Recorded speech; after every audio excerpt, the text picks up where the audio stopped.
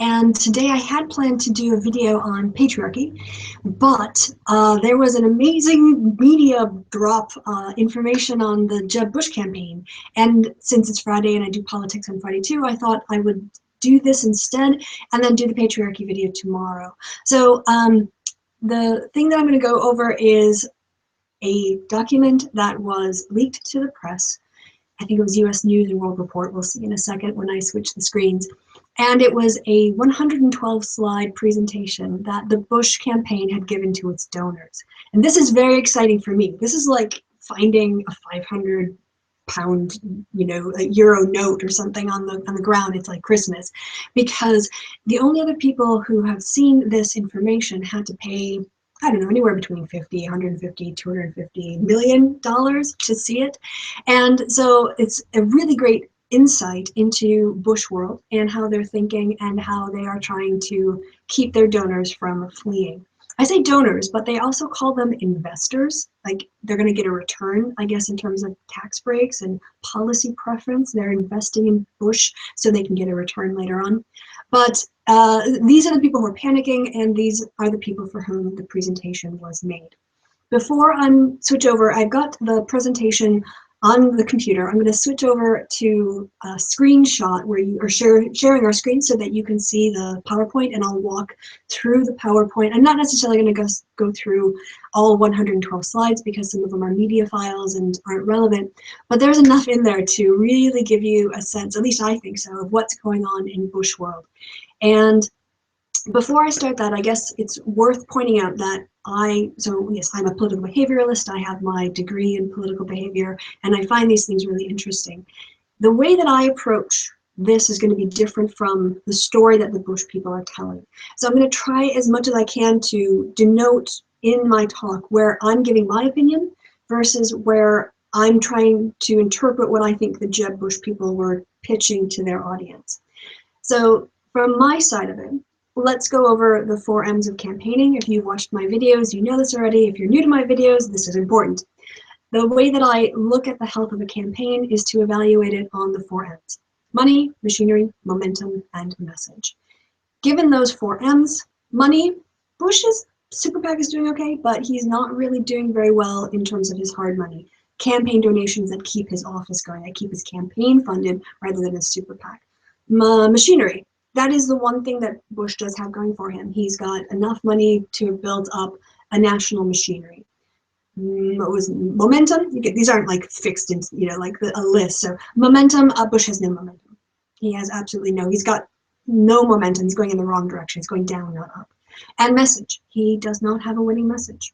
So even though he's got money and machinery, he does not have the momentum or the message to carry him further at this point.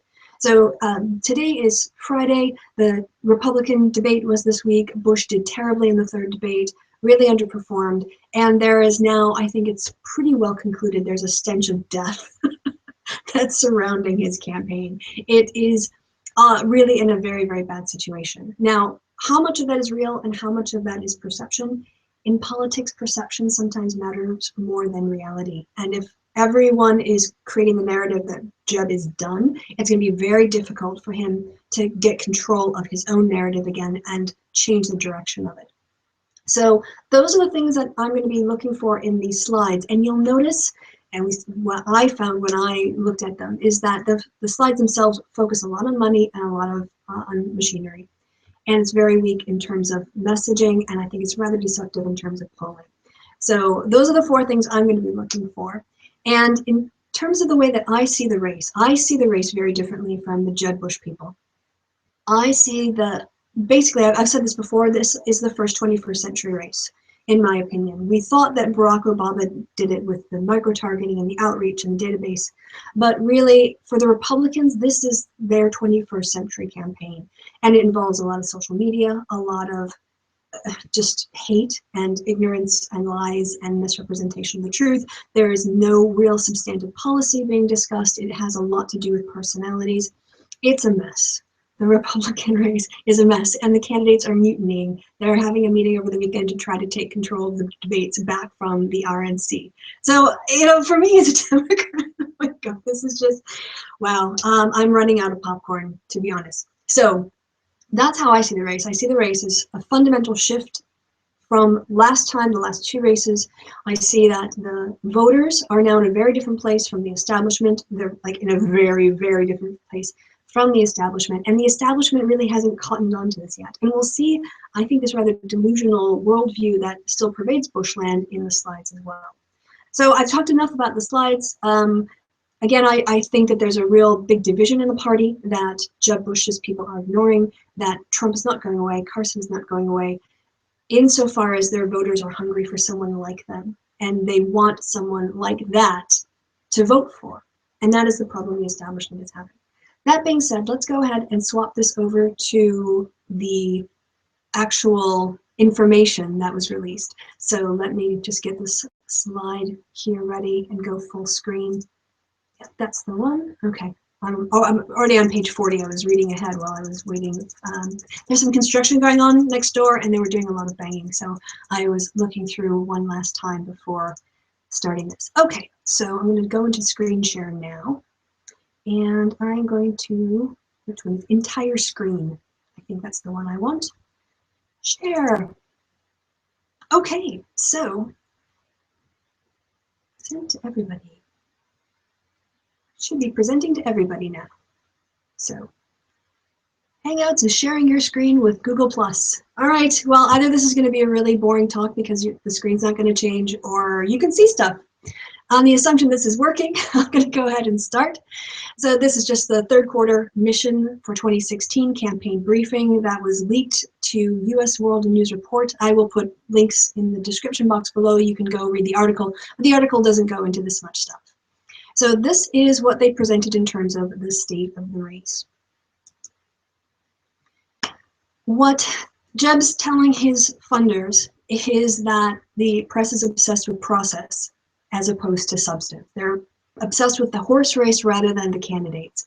And I disagree with that, but I'll go through this afterwards. They say that the race are going to be fluid for some time because voters have ADD, which tells you a little bit about how they view the Republican base, that they don't have very much regard for their ability to make up their mind. Now, one might say that, yeah, there are voters who decide late. I think that there's definitely voters who decide late, but voters having ADD as a blanket statement is frankly wrong and insulting and shows the delusion, I think, in Bush world.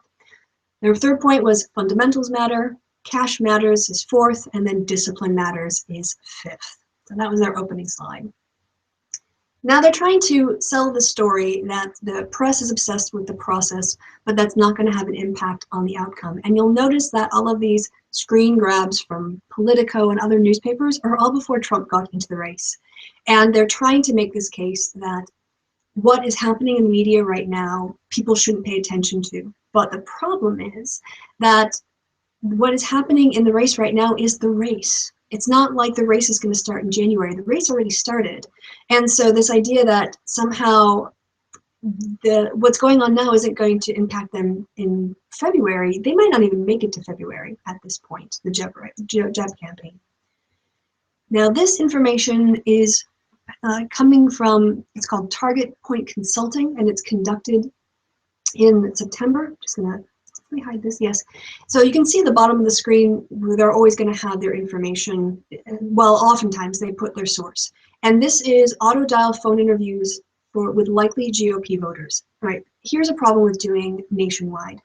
Nationwide, people aren't going to vote for the primary candidates. That's Iowa, New Hampshire, and South Carolina. So why wouldn't they put this information in for those primary states? Because those primary states people, those are actually people who are deciding earlier. And so by putting this slide up, it looks like for Jeb that he actually has a chance nationally.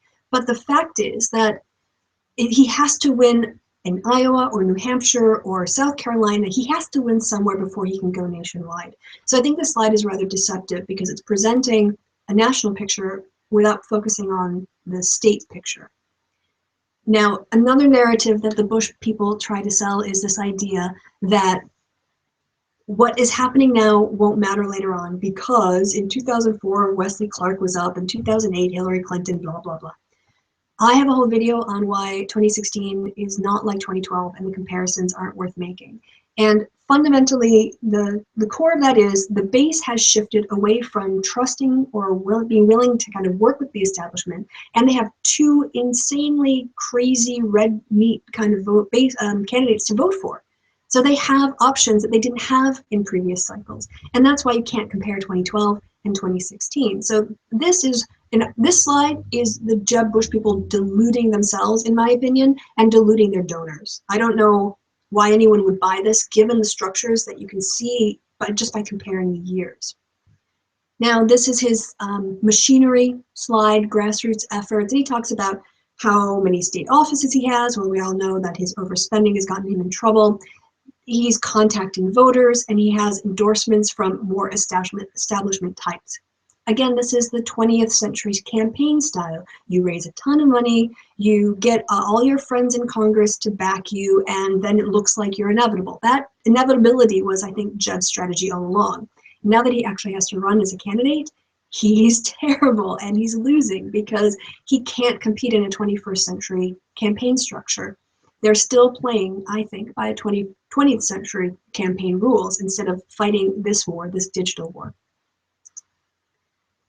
Again, a focus on cash, and they're comparing here Jeb and Rubio and then McCain and Romney from the previous cycles.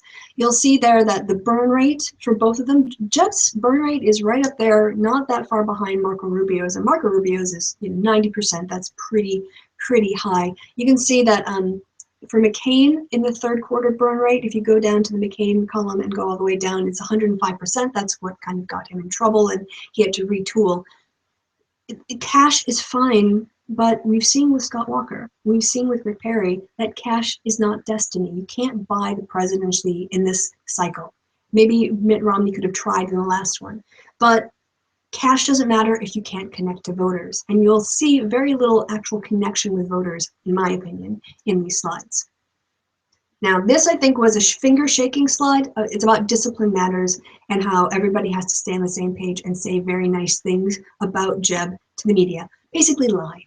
They're saying don't talk about the reality of how he's doing in the polls in the media, because then it just feeds the perception that he's actually going down in the polls in the media. And if we lie to people, it might be easier to delude them. So this, the death spiral quote from the Washington Post on the 23rd of October, I think was people need to shut their mouths slide. I don't know that, but that would be my suspicion based on where it's placed and what it's focused on. Now the next set of slides are going to be, again, pitching this world view that Jeb somehow is going to be successful because of his inevitability or his family name or because of his experience. And none of these things are resonating with voters in the primary states, because they want an outsider, they want someone who's never been in government before, and they want someone who talks about how they feel, not about policy details. So this best candidate, best record, best vision, it kind of doesn't matter in this field. It doesn't matter to the voters in Iowa, New Hampshire, and South Carolina right now. This is another symptom of the establishment bubble that the Bush people are in. This whole Hugh Hewitt, George Will. Nobody in the Tea Party base in Iowa is hanging on George Will's every word. This, again, is the disconnect between the Washington types, the lobbying types, and the ordinary people who are voting in the primary states. Now, this information was a Quinnipiac poll that was conducted in middle of September 17th through the 21st. And it's, again, interviewing national registered voters. And this, again, is really problematic because it's not people who nationwide who are going to be voting. It's Iowa, New Hampshire, and South Carolina in the first 3 states. So this information, one, it's almost a month old. Two, it's talking to voters who really aren't going to be asked to make up their mind anytime soon, or aren't being contacted by the campaigns on a regular basis to rope them in. So yeah, it makes Jeb look good, but you're using the worst data to try to do that. And of course, we're not seeing how any of the other candidates are performing. So this, again, I think is just smoke instead of real data. Another nationwide Republican and Republican leading registered voters from the middle of September before his disastrous debate performances. The right kind of experience to be president, trustworthy, all of that kind of stuff is probably true, but it doesn't mean that they want him to be president. You can think, yeah, Jeb Bush has the right temperament to handle an international crisis, but I don't want another Bush in the White House. So you can hold both views. Just because you think somebody might be good at their job doesn't mean you're going to vote for them. And again, I know that the Bush people are desperate to get a positive message out, but the fact that it's a national poll and it's so old makes me, again, think that this isn't worth taking into account anymore because things have moved on since September. Now, the next few slides here, they're going to be looking at closer in detail to the primary states. And they're gonna, I don't know what they were trying to sell on this because these numbers are terrible. The Bushes, you know, like got half the number of, half the supporters, less than half the supporters than Donald Trump or Ben Carson. And he's neck and neck with Marco Rubio. So that's the current, we've got the private polling that the Bush people did in the middle of October, and then they've got some national polls comparing, and you can see that basically that margin of error, which is probably, I would imagine, somewhere between 4 and 6%, shows pretty consistently, pretty stable support for these candidates, at least in the top tier. Now moving on. Primary image ratings. I don't know why they put this slide on here because I don't think it makes Jeb look good, right? So they put Jeb on top and they're like, oh, look, Jeb's at 23. Oh, he's really, really, really, really positive. But the only person who's lower than him is Donald Trump at 18%. And Marco Rubio is at 41%. Ben Carson's at 48. So this slide does not show to me any strength on Jeb's part. If anything, it shows that he's barely better than Donald Trump in terms of how much Republican voters like him. And we know that Donald Trump is an incredibly polarizing figure, whereas Jeb Bush is kind of a meh figure. More information on primary intentions. I don't know what date this was collected on, but again, he's the same sort of, crappy third place, tied with John Kasich and Marco Rubio, second tier that he was in, we saw in the previous slide. This is so sad. All right, so they're showing here how Jeb did. This is their first campaign ad, and they dumped a bunch of money in September. And for that, they went from like 7% to 14%. Well, he's back down again because the spending created a little lift.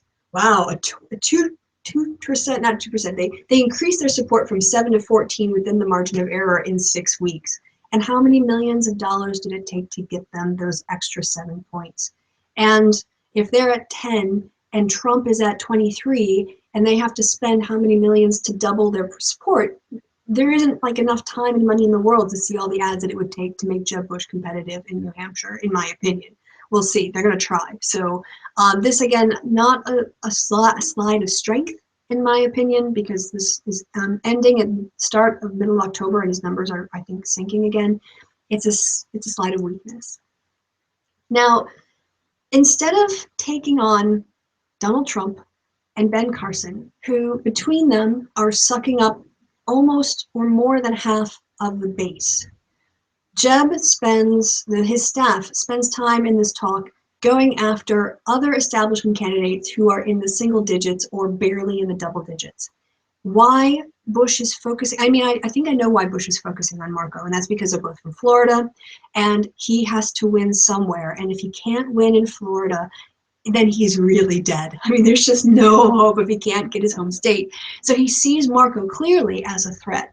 I don't see Marco Rubio being quite the threat that the Bush people do because he can't raise money to save his life. At least he hasn't been able to demonstrate that he can raise enough money to actually run the campaign. And I did a bit in the last video about his lagging field organization and his lagging hiring, and the fact that he's very a Washington-based campaign rather than a grassroots campaign. But this, to me, I guess, shows where Bush, instead of dealing with the real threat of Carson and Trump, feels that he should go after Rubio. I guess this is perhaps them thinking that Trump and Carson will still just flounder and drop out, in which case he thinks Marco is going to be his biggest threat. All honesty, if he can't get past New Hampshire, Marco is not his threat. Right now, Jeb Bush's biggest worry is Jeb Bush. He's a terrible candidate. He can't debate. He doesn't connect with people. The focus group results were awful for him, and he's focusing on Marco Rubio's attendance. It just seems to me a little bit of, fiddling while Rome burns. He's not at all focused on the real problems of his campaign, which is with the voters, not with other establishment candidates. And again, he goes on about Rubio has only one endorser, whereas Bush has 11. As people in Iowa are anti-establishment. So all of these sort of endorsements and groups that get behind him, if they're all tied to Washington, if they're all typical politicians, I know that that's the way that you would run the old style campaign. But I don't see primary voters being really, really impressed that top congressional Hispanic Floridian Mario Diaz-Balart and a few other people have endorsed Jeb Bush. I just don't see that really playing when they think the establishment is the problem. Experience matters. Not to Republican primary voters, it doesn't. And again, there's this disconnect between what the Bush people seem to want the voters to be and who the voters really are. And as a teacher, when you get into a classroom, you don't get to teach the students you want, you get to teach the students you have. And that means you have to start with where your students are. And if they don't know some of the basics to get through your course, then you're going to have to identify that and send them off to do the work on the basics and get them to the point where they can do the work. Because just telling them that they're bad and stupid doesn't actually teach them anything. It just makes them feel like crap and they don't engage. So telling his donors that experience matters, yeah, it might matter to them. But if you listen to the voters in Iowa, if you look at the polling in the crosstabs, if you dig down inside those numbers, experience is a hindrance in this campaign, not a benefit. Right, so we're going to get some more polling numbers here. We've seen this number already with Bush's in third, and this was again kind of after, I think, the peak of that advertising buy, because he's dropped at least 3 points, I think, in New Hampshire since here. And again, misfocus, is that the word I'm looking for? He's focusing on Kasich and Rubio instead of on Trump and Carson. And this is playing around the margins, because let's just go back and see in total how much these three establishment candidates together get in the first ballot choice, right? 18, and then Kasich is 25. So they're finding over 25% of their base. Meanwhile, half of it, almost, not quite, but enough of it, why are you chasing Rubio's 8%? Why are you chasing Kasich's 7%? Why are you not going after Trump's 24%? There is a lot more potential here to be picked up than down here in the 7% dregs, and this doesn't even have the margin of error, which at 400 people is probably around 5%, going 5.5% maybe. So, what are they focusing on here? I don't quite understand their strategy of basically only seeing other establishment candidates as being worth engaging with and taking on. So this information is more recent. It comes from the Bloomberg Des Moines Register poll that was conducted from the 16th and 19th of October. And as you can see here, Ben Carson is just taking away the field, which we knew, and then Trump is over here. Now, this is interesting. This is very selective cherry picking of data, because I saw these numbers discussed on Morning Joe. And it probably wasn't, who was it? It was maybe Mark Halpern or John Heilman. Maybe, yeah, Donnie Deutsch. I can't remember who was on Morning Joe, but they mentioned this statistics. If you'll see on the right-hand side of the page, there is a question about, have you made up your mind? And they have the sample, could you still be persuaded? And then Carson supporters, and then you can see more than 80% of Carson supporters say, yeah, I could be persuaded to vote for somebody else. What this slide leaves out is, and this is what was mentioned on Morning Joe, if you look at that number for Donald Trump, 60% of people who say they're going to support Donald Trump they've made their mind up. That's it. They're not going to consider anyone else. So yeah, Carson's support, although right now on the rise, at least in Iowa, is quite soft. And I want to see how the debate numbers play out. But I think Cruz could start to make a bit of a play for some of Carson's supporters in Iowa. And we'll see how that goes. I don't want to get distracted on the Carson thing here. But again, this is cherry picking numbers to make it look like Jeb has a chance. But does anybody really think that Jeb has a chance to pick up Carson supporters? that you're high if you're thinking that that is a demographic you're going to go after. So I just don't see a way out of this for the Bush people. What I do see from these slides, and again, this is my opinion, reading the data and when watching this, that these people are being fed a line of shit. And there's a lot of cherry picking out there in order to make things look better than they are.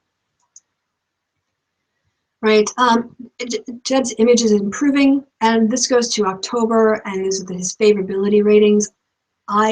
Again, you can like someone or even rate them as saying, yeah, he's a nice guy, but that doesn't mean you're going to support him and vote for him. So while favorabilities are an important thing they're an important metric to take into account.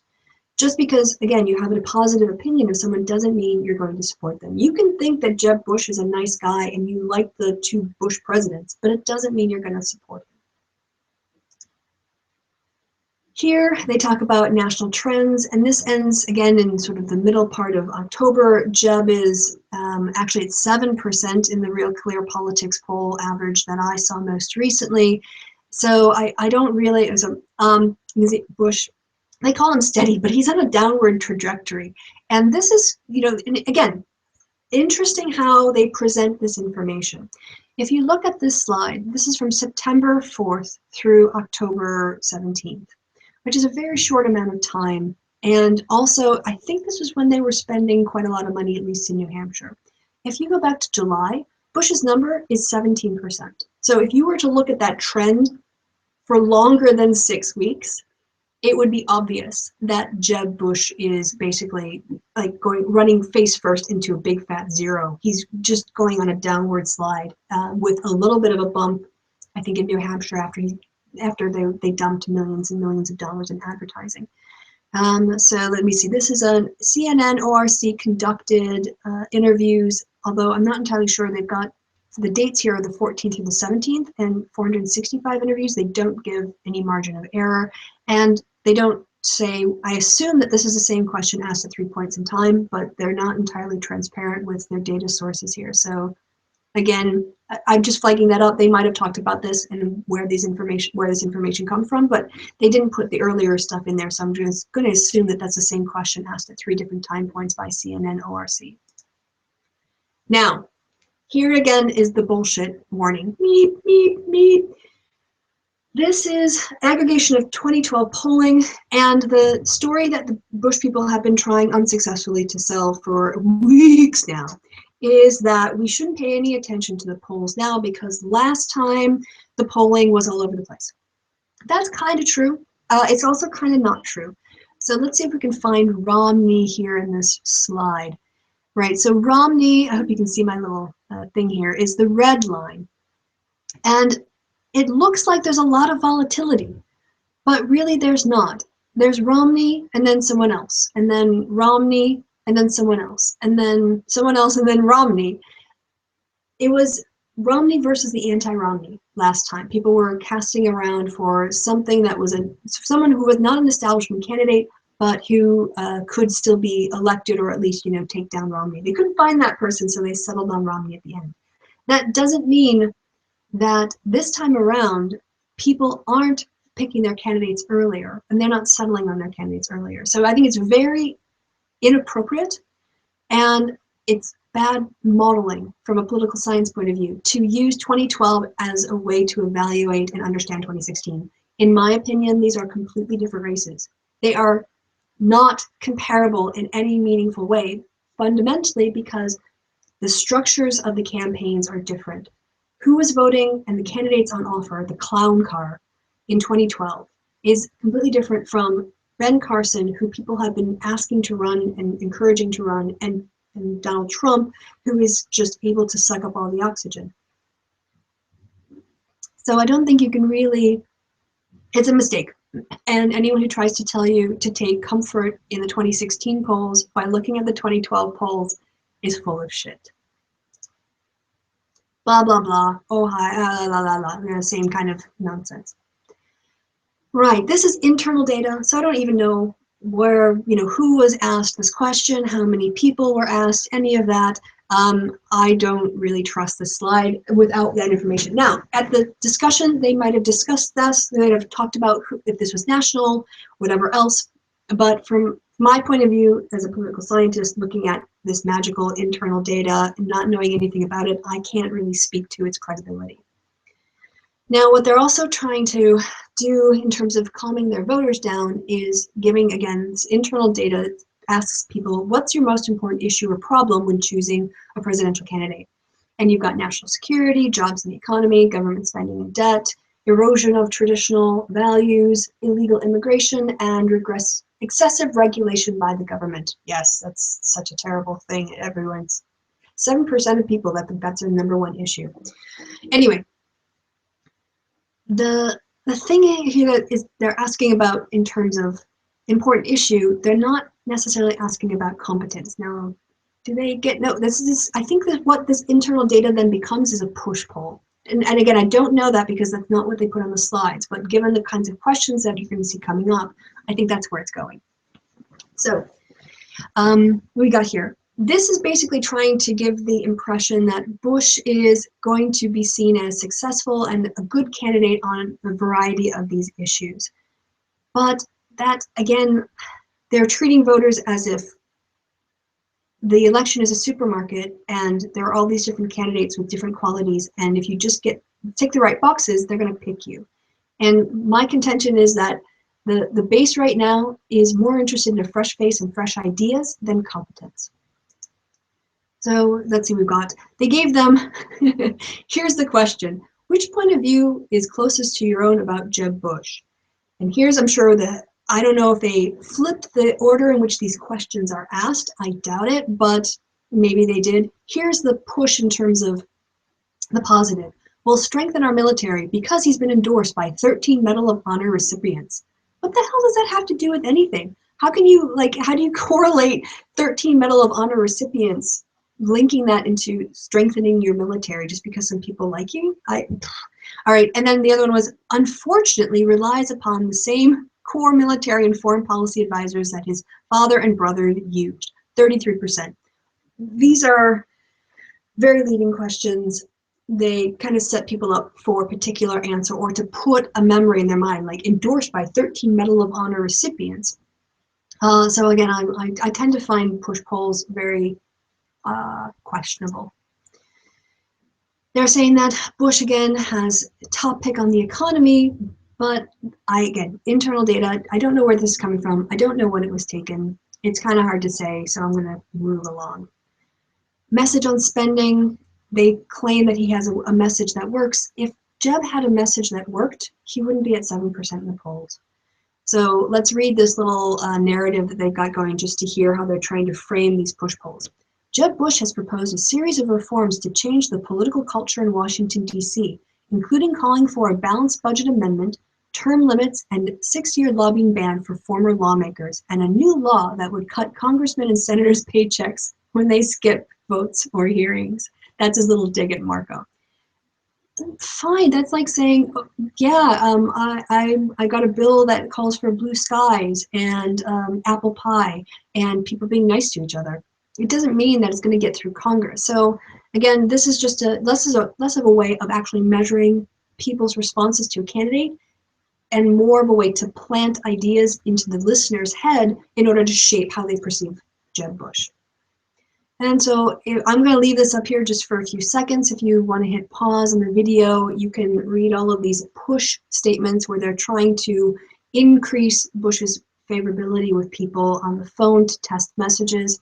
And they're looking for the ones that seem to push people in his favor the most in order to shape their campaign message. The problem is, as I said, I don't think that the kind of message he is selling is one that anyone is buying. Changes impressions. So this is again why I think it's a push poll. They talk about where people were pre and then where they were post, and the messages that they that performed well. So you've got a line item veto, fought the teachers union, funded new women's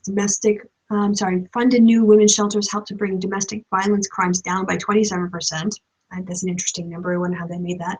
Strongly pro-life and balanced the budgets. Yeah, these are all, like I said, in the focus groups, the video that I did a while ago, people are like, yeah, he seemed to have good policies, but nobody really wants him. The problem is the candidate. and the problem is the electorate. That's Jeb's problem. Right, now these are results from likely Iowa Republican caucus participants. We have to again remember that Ben Carson is now pulling out in front in Iowa. So I don't know why he's putting himself up against Trump, because Trump is coming in second. Now this data is from, I think, when Trump was still barely leading, October 14th to the 20th, but the momentum had shifted in Carson's favor. So, you know, I think the reason why, personally, the reason why they chose to highlight how Bush is performing vis-a-vis Trump in Iowa is because if they had done it in New Hampshire, Trump is at like 25 or 30%, and Bush is at, well, in the most recent polls I've seen, not in the ones in these slides, whereas Bush is at, you know, 7%, 10%. And against Trump in New Hampshire, the data would look very different. So again, this is selectively pulling out where Trump is struggling and Carson is succeeding to make Bush look less shit. And it's deceptive. It's not completely transparent, in my opinion. Now, they obviously are aware of the fact that George Bush is a problem, and they want to make the claim that George Bush's favorability ratings are going up. Well, this little chart ends in May of 2015, and I think if you had extended this out and through September, where Jeb flubbed a lot of his GWB lines in terms of was it the right thing to go into Iraq, yada yada yada, that this number would look very different. I have a feeling that it's going to trend down again. So they kind of looks like they picked out the May 25th in order to make it look like he's, oh my gosh, he's on an upwards trajectory, and then left off the last several months. The Bush brand popular in Iowa and New Hampshire. Well, yes, and if you watched my video where it had focus group participants from both of those states, they are very fond of the Bush family, and some of them, you know, said, I like the last two presidents. But that doesn't mean because they like the family brand, they are convinced that Jeb is the right candidate to be president in this cycle. So again, it's a related issue in terms of what they're presenting, what the Bush people are presenting to their donors. But they're presenting it in a way that obscures the fact that their candidate is shite. All right, so this was a big deal about how George kept us safe when he didn't, because we were attacked, and then he picked up the pieces. So we're going to go on. Electability consistently beat Hillary. These data are also from September, when Hillary was still in the middle of the email thing before her Benghazi performance, or not performance, but her being put in front of the committee for, was it 8 hours or 11 hours or something?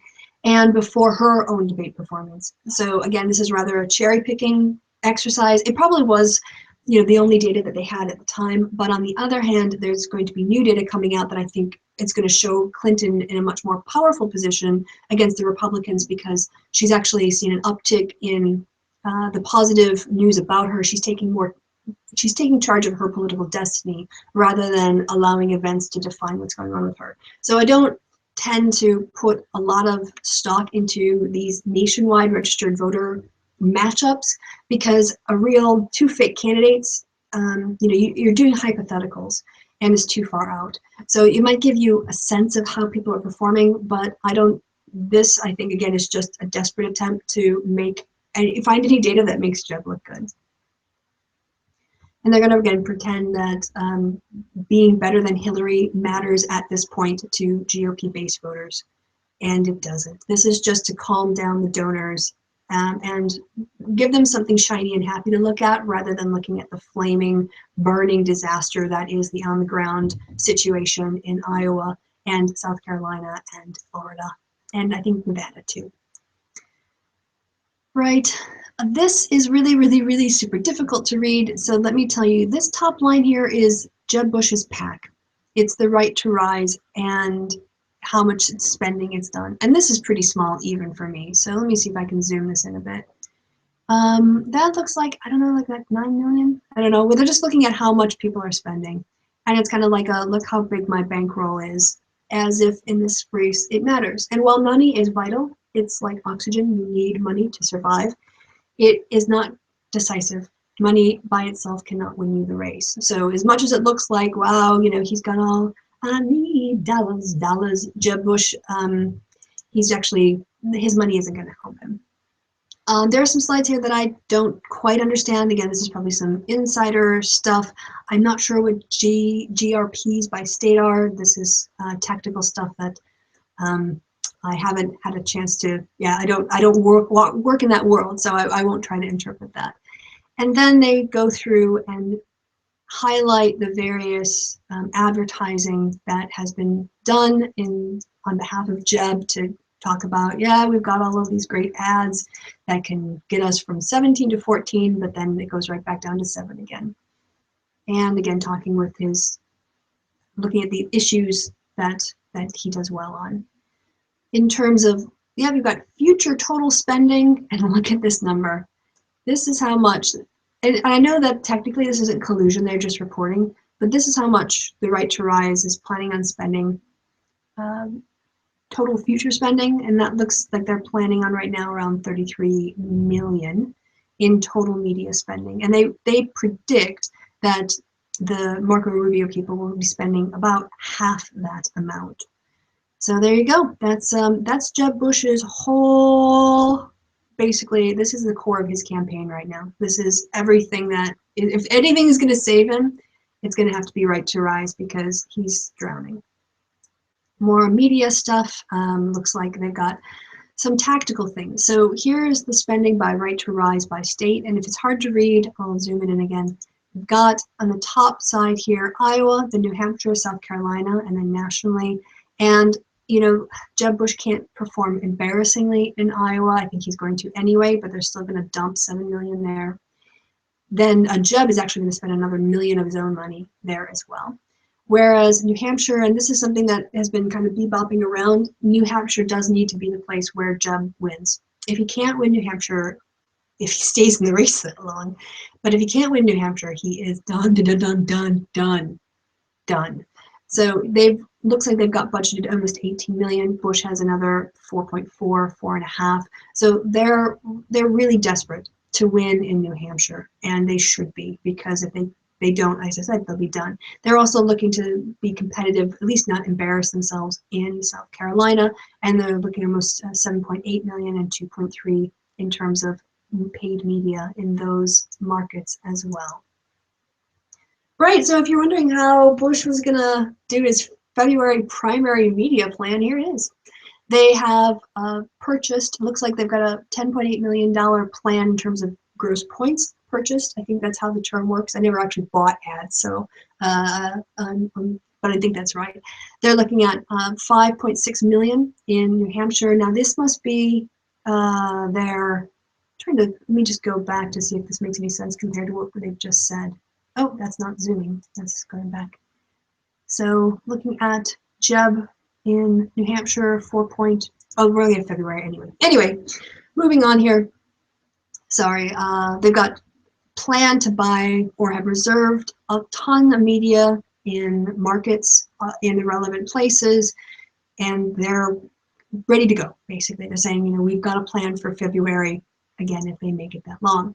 I have no idea what this is because I can't interact with it, but presumably it was the little video that they showed. This is probably another little video, a commercial, or potentially an ad. This is yet more media. We don't get to see all of these because they're not interactive, but that's okay because, they might never get made because Bush might not be around for the early state primaries. This talks about their infrastructure, and as I said before, in terms of machinery, Jeb is fine on machinery. The question is his machinery so expensive that it eats up all his money? And that is the problem he recently had to deal with by cutting back his staff. So here he lays out where he's putting his resources. Honestly, I would probably put more in New Hampshire myself, and I would shift most of these people from Iowa over to New Hampshire because that's where you need it. Same thing with South Carolina. It's a lost cause. Donald Trump just dominates there. And if he wants to plant his flag somewhere, it's going to have to be New Hampshire. So I'm second guessing this, and there are people who make a lot of money giving this kind of advice, but this is certainly, this sort of even distribution of resources, this is what you do when you're Hillary Clinton right now.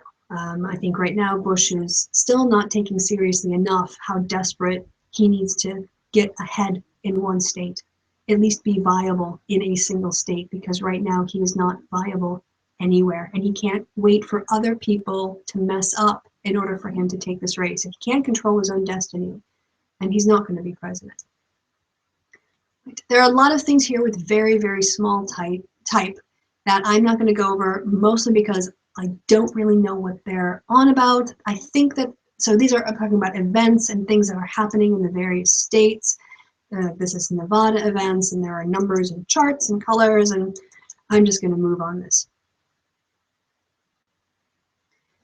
All right, let's, I'm into the 60s now, by the way. You can see how, I can't even imagine how long all of these together would have been to analyze. But moving on here, oh, this is that they're looking at Iowa, right? So it doesn't say on the slide anywhere, but it's caucus votes and the winner is Santorum. So clearly they're talking about Iowa. I just had to read the text a little bit and get my orientation. And they said here, you can see that Santorum won with just under 30,000 votes, and Romney came second, almost again with 30,000 votes, whereas Huckabee got 40,000. So they're looking at how many people do we need to get to the caucuses to win? How many people physically do we need to have in those places voting for us to guarantee a win? And in terms of the total registered Republicans in the state, that's the total number, somewhere over 600,000. And they are looking here at their state organization. So let's say that past his prologue, and Jeb needs anywhere between, let's call it 30 and 40,000 to win Iowa. Because I know that they talked about this in a later slide, which is, it's relevant. Here's the Iowa landscape. And this information, yeah, Jeb sucks ass in Iowa. He just is underneath everybody. He's coming in, oh, look at that, that's him here. So you got Trump, Carson, Fiorina, Cruz, Rubio, and then Bush, and then next to him is Huckabee and Jindal. Oh, why did you guys even put this slide up? Just focus on New Hampshire. All right, so this is where they want to get their statewide totals, and they're aiming for, it looks like, 23,000 people, although that seems to me short, but this is their plan. I'm not going to go into all these details because they have these numbers and I'm just seeing their summary numbers, but they have a goal of trying to get to, you know, obviously I would say between 30 and 40,000 supporters in the caucuses if they want to win, which they're not going to. Currently, statewide, they've ID'd under 1,500. They need 30,000. They've ID'd 1,500. Now, that might be a lot because I can't compare that with other campaigns because I don't have their detailed donor, slides to go over. But that just seems really super bad to me, considering how much activity and time and attention it's going on in Iowa, because people there do make up their minds. You know, they're highly engaged, and they've only found 1,200 supporters statewide, and their goal is 23,000, which again to me seems, well, maybe they're figuring out in terms of 100% of the voters they're going to need a smaller portion of the pie. Either that, or they're just desperately trying to come in third. Maybe that's it. Maybe they're hoping Carson will come in first, Trump will come in second, or maybe Cruz will come in second, and Jeb can aim for third. That would be reasonable. If this whole thing is just trying to get Jeb into third place, then I would probably go with that. If this is their winning strategy, I think you're wasting your time. Right? So then they're going to talk about how many people they've contacted and tracked. And another problem that I see with the way the Republicans are running this race is one of the things that they really, really envied Obama about last time was his ability to connect with people, micro-target, and turn out voters. What the GOP seems to be doing is taking all of the digital side of that and ignoring all the human side of it. And let me illustrate that. Jeb and all the other establishment candidates spent more time traveling the countries in small rooms with rich people to give them money rather than spending time with voters, because they just assume that if they put down a candidate, people will vote for whatever is put in front of them. And what happened while the establishment was doing that was the outsider candidates like Carson and other ones are building up connections or making more of a connection with those voters than the establishment has. So I think there's a real problem with the GOP's get out the vote plan in that it overly relies on technology without making the connection to the human beings behind that technology. I also don't know that a lot of their base is suitable for a lot of tech-based GOTV, but in terms of like them being older people and reaching out to Fox viewers, that type, but I'm getting a little bit off topic. Endorsements well, I'm sure that there are groups who will give money, but again, in an anti-establishment year, this is nothing. This really does not have the kind of impact. Well, endorsements generally don't. I mean, endorsements are good because then maybe you can get people to give you money, and that's what Bush needs. But nobody cares that a bunch of establishment types are supporting another establishment insider Washington type, and that's not where the GOP base is right now. Then they've got a whole bunch of engagement efforts, trying desperately to reach out to people who don't like them. Well, maybe some of them like them. Ballot access, this goes down to the machinery part of the campaign, and clearly if you're going to be a national campaign, you do need a strategy on ballot access. In some ways, I just think they've been so focused on ballot access in the future that they might have tripped themselves up in the primary, where all of this work will have been for naught because he's not going to make it. So this obviously is a good thing to do. You have to do this as a national campaign, and you need to get out volunteers to collect signatures to get your candidate's name on the ballot. You also can use that to recruit people, bring them in to support the campaign. It's a way to connect again with human beings, the one thing that they're not doing. So this is all very fine. What is this talking about? I don't know what this is, so we're going to move on. Weighting is dynamic, so as the primary season progresses, predicted performance weights become more important. Let's see, we've got structural election rules. Here it says primary caucus open closed, allocation methods, threshold, and WT options. So this is all campaign strategy or organization. This is all machinery kind of stuff. Calendar, the date, the information. I guess this probably makes sense in the talk, but we're going to just move on.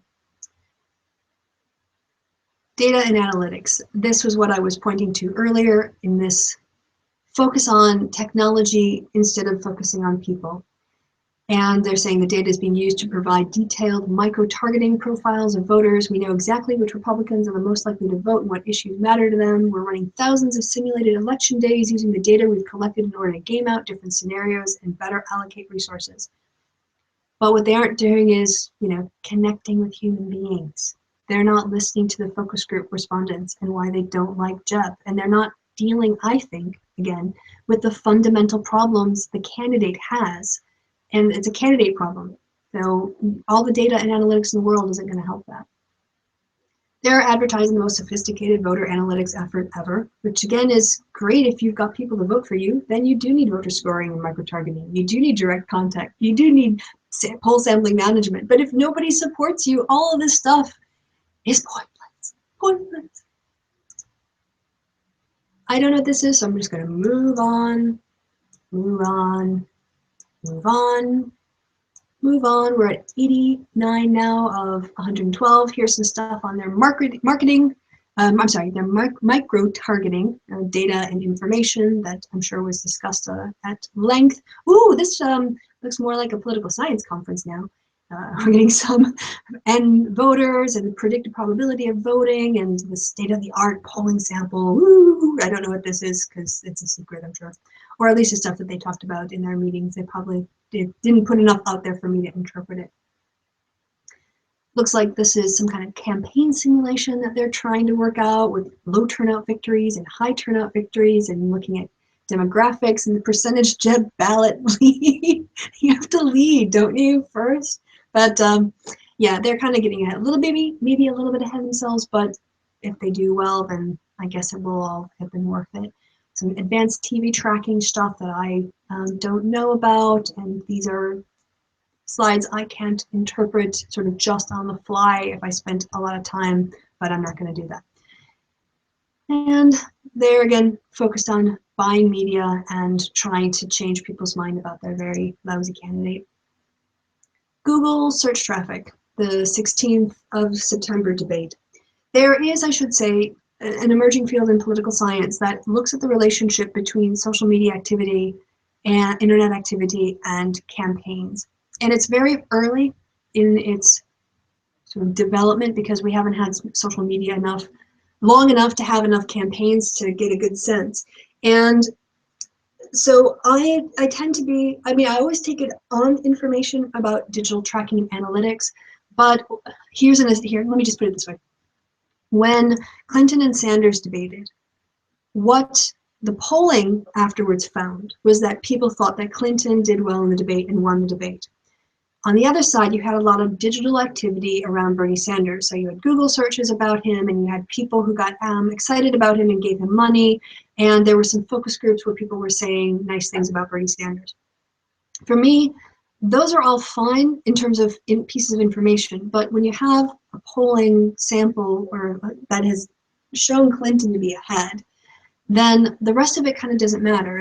There's a truism in politics is that yard signs don't vote, people do. It doesn't matter if the candidate that you're supporting has 10 times the number of yard signs in your area. That doesn't necessarily mean he or she is going to get 10 times the number of votes. People put up signs in their yards for lots of reasons. Maybe somebody paid them. Maybe they're doing it as a favor to a friend. So you can't measure voter support by just signage. And I feel that's the same way with Bernie Sanders. Yeah, he might have gotten more donations that night. He might have gotten a lot more Google searches. That doesn't mean he won the debate. Doesn't mean that he improved his standing vis-a-vis Clinton. The polls showed that Clinton did better. So, this kind of stuff, digital tracking and analytics, whenever it makes your candidate look good, I'm sure it's useful to put it out there, but I would be more skeptical. I would look at more rigorous studies about the use of social media, Twitter in particular, and how candidates perform vis-a-vis the number of people who are tweeting about them on Twitter. But obviously, you've got here a real concern with the Bush people to monitor the stuff. Now, what I'm looking at in this little cloud bubble here, share of voice. Here's Bush, here's Ted Cruz, here's Fiorina, here's Ben Carson, where's Donald Trump? You notice that he's not in this schema at all. And you can't tell me in terms of social media monitoring that Donald Trump doesn't show up somewhere in here. Right, so they're also moving to digital advertising, not only television, right, so that you can get it through your YouTube as well. And digital fundraising tools. If they had anybody to give them money, this would be really helpful. And this is what Bush desperately, desperately, desperately needs. The $25, $50, $100 donors. He's got billionaires and millionaires writing him checks, but he can't spend that money to keep his doors open. What he does not have, and what he is basically like suffocating from a lack of, are these small donors who give small amounts, we're not reaching their peak. You can go back to them again and again.